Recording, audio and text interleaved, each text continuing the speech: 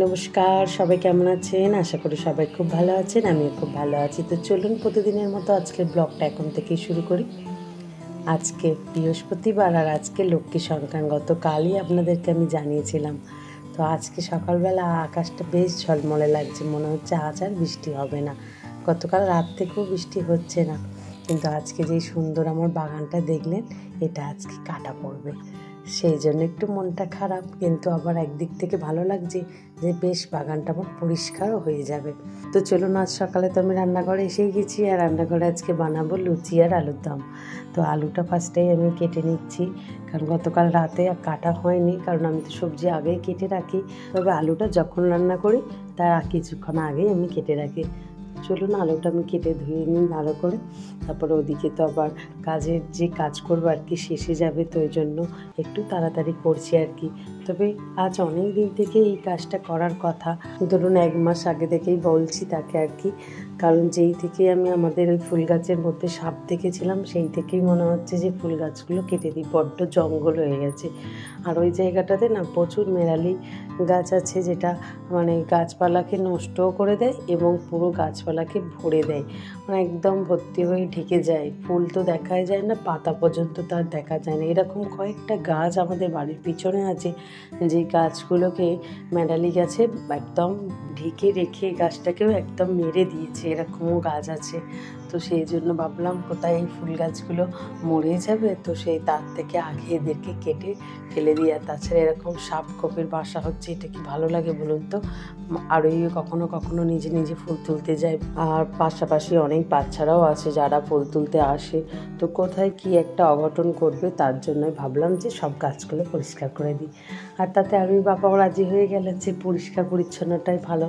তো সেই জন্য আজকেরে সেই আসবে কাজ করতে।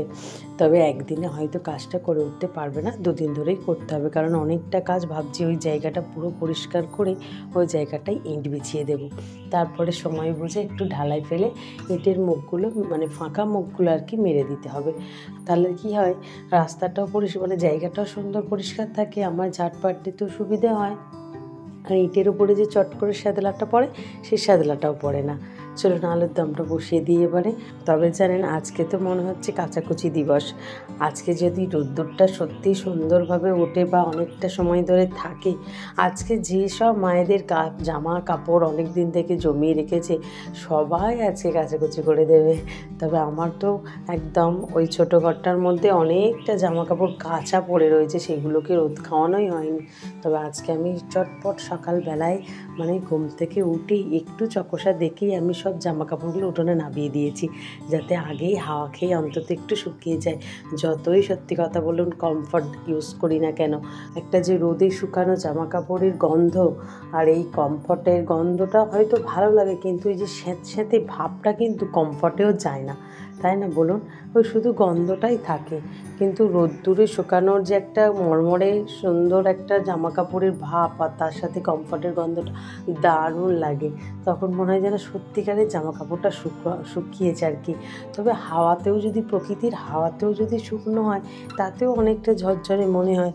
কিন্তু এইভাবে ঘরের মধ্যে পাখা চালিয়ে এটা কি সম্ভব বলুন তো? সে একটা বিধিবিচ্ছিরি কাণ্ড। কিন্তু কি করা যাবে, আজকে 1.5 মাস ধরে এরকম বৃষ্টি। তো যাই হোক, আজকে যদি একটু রোদ্দুর ওঠে, সত্যিকারের সব মানুষ কিন্তু খুব খুশি হবে, এবং কারোর ছাদ আজকে খালি পাবেন না, বা উঠানের দড়ি আজকে খালি পাবেন না। তো চলুন, আমারও আলুর দমটা মোটামুটি কষা হয়ে গেছে, এবার একটু জল ঢেলে দিই। তবে এর মধ্যে একটু আমি আদা দিয়েছি, জিরে গুঁড়ো দিয়েছি, আর একটু পোস্ত দিয়েছি। টমেটো তো দিতেই হবে, কারণ টমেটো ছাড়া যেন আমি তরকারি রান্না করতেই পারি না। আর ওই বাবা আমাকে অনেকবার বারণ করে যে একটু অল্প ইউজ করো, টমেটো একটু অল্প খাও। কিন্তু সত্যি কথা বলতে, টমেটো না কোনো তরকারির মধ্যে দিলে আমার যেন সেই তরকারিটা তরকারি মনেই হয় না। আমি আলুর টপকা করি, বা আলু কষা করি, আর মাংস করি বা মাছ করি, একটু বেশ টমেটো হলে যেন আমার একটা অভ্যাসে দাঁড়িয়ে গেছে জানেন। এমন যে কোনো স্বাদ হয় বা সুন্দর হয় এরকম কিন্তু বুঝতেও পারি না, কিন্তু যেন মনে হয় একটা টমেটো না দিলে তরকারিটা কীভাবে কী হবে, এই একটা মনের মধ্যে যেন আকাঙ্ক্ষা এসে গেছে। আমার মতো কি আপনাদেরও? আমার তো এরকম লাগে। তো যাই হোক, চলুন, তো ওদিকে তরকারিটা হয়ে এসেছে, আমি এদিকে চটপট করে লেচিটা গোল করে বেলতে শুরু করে দিই। পাখিটাকে একটু রোদে বসিয়েছি, দেখুন কথা বলতে বলতে রোদ্দুরটা সত্যিই উঠেছে আজকে। তো ওকে ভাবলাম একটু ভিটামিন দিতে হবে, এমনিতেই তো দুর্বল, ওর পাটা হাঁটতে পারে না পাটা নিয়ে আর কি। তো ওই জন্যই ওকে একটু রোদ্দুরে দিয়েছি। আর এই জায়গাটায় সুন্দর সকালে আমার একটা মিষ্টি রোদ্দুর আসে, যেহেতু আমাদের বাড়ির মুখটা পূর্ব দিকে, সেই জন্য সকালের ওঠা রোদ্দুরটাই আমার বাড়িতে পড়ে। তো সেই জন্য আমি এখানে অনেক সময় যখন জ্বর হয় বা আমার সর্দি হয়, আমি নিজেই এখানটা দাঁড়িয়ে পড়ি একটু রোদ খেতে। আর ওই জন্য ওকেও একটু বসিয়ে দিয়েছি যে আমি এখানে আছি কাছাকাছি, আর ও তো উঠতে পারে না, তাই জন্য ওকেও এখানে বসিয়ে দিয়েছি। ও একটু রোদ খেয়ে নিক, তারপরে একটু পরে ওকে সরিয়ে দেবো, কারণ অনেকক্ষণ আবার রোদে থাকলে ওরও নিজেরও একটা শারীরিক কষ্ট হবে, আমাদের মানুষের যেমন হয়। তো সেই ভেবে ওকেও একটু পরে সরিয়ে দেবো। আপাতত আমি এখানে দাঁড়িয়ে আছি বলে রেখেছি। আর এইভাবে তাছাড়া ঝুড়ি খুলে তো ওকে বেশিক্ষণ রাখাও যাবে না, এই যে গিলের আমার শাটারটা খোলা আছে, তো এক্ষুনি একটু কাক বলুন আর বড় পাখি বলুন এসে আবার ছো মেরে ওকে তুলে নিয়ে যাবে। এই যে বলছিলাম টিকুদা যে কাজ করছে আমাদের, আমার গন্ধরাজ লেবুর গাছটা কি সুন্দর হয়েছে দেখুন, একটু খাবার দিতেই গাছটা খুব সুন্দর হয়েছে। আবার গাছের ওখান থেকে একটা পুঁই গাছও বেরিয়েছে। পুঁই গাছটা যদিও আমি বসিয়েছিলাম আর কি নিজে হাতে, বেশ বড়সড় হয়ে গেছে। এখানে অনেকগুলো গাছ ছিল, তার মধ্যে এই লেবু গাছটা তুলে পেছন দিকে বসানোর কথা, আর ওই বাবা বলেছিলেন আমাদের বাড়ির পিছন দিকে বসানো হবে। আর এই জায়গাগুলো তো আমার মনসাতলা কলতলা ছিল, তো এই জায়গাটা এখন এরকম ফাঁকা হয়ে আছে। যখন মন্দিরের দুদিকে দুটো বিম তোলা হয়েছিল, তখন এইগুলোতে গাড্ডা করার জন্য মনসাতলাটাও তুলে দিতে হয়েছিল আর কলটাও তুলে দিতে হয়েছিল। তো এখন তো এই জায়গাটা একটা কলটা আছে বাঁশের মধ্যে, মানে খুঁটি করে। তো যাই হোক, এখন আবার নতুন করে কল মনসা মন্দির করতে হবে। তো সেই জন্যই আর কি পরিষ্কারটা ভালো করে করা হচ্ছে, যাতে জায়গাটা পুরো সম্পূর্ণ ফাঁকা করার পরে কোথায় কি করব সেটা ভাববো আর কি, সুন্দর করে গুছিয়ে করতে হবে। আর এই যে রান্নাঘরটা, আমি তো অনেক দিন রান্না করতে আসিনি, এই দেয়ালের গা বেয়ে প্রচুর জল আসে বলে। আর তাছাড়া উনুনটা না একদম ভিজে গেছে দেখছি। তবে আজকে ওকে একটু বার করে ভালো করে রোদ খাইয়ে নাতা টাতা দিয়ে দেবো ভাবছি। আর এই দেখুন রান্নাঘরটাও ভাবছি টিঙ্কুদাকে দিয়েই খুলিয়ে নেবো। এখানটায় এইভাবে থাকা যাবে না, একটু সুন্দর করে উঁচু করে রান্নাঘরটা করতে হবে। এই জায়গাটা বেশ নোংরা ছিল, খুব সুন্দর করে পরিষ্কার করে দিয়েছে দেখুন। এই যে এখানে লেবু গাছটা ছিল সেটা তুলে পিছনে বসিয়ে দিয়েছি, এখন শুধুমাত্র জামরুল গাছটা আছে। তো এবার জামরুল গাছটাও আর ওই বাবা বলেছে তুলে পিছনে বসানোর জন্য। তো দেখা যাক কি হয়। আপাতত আজকে টিঙ্কুদা বললো রোদ্দুর প্রচুর, ওকে আর তোলা যাবে না, তো ওকে আবার কালকে তুলতে হবে।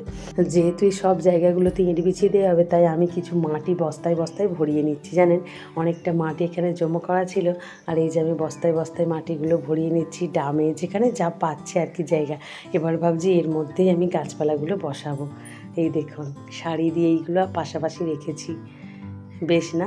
তবে এইগুলো পরিষ্কার হয়ে গেলে জায়গাটা একদম এক ধার দিয়ে বসাবো, একদম ধার কোল দিয়ে বসাবো দেয়ালের পাশ দিয়ে, আর এর মধ্যে সুন্দর সুন্দর গাছ নিয়ে এসে বসাবো।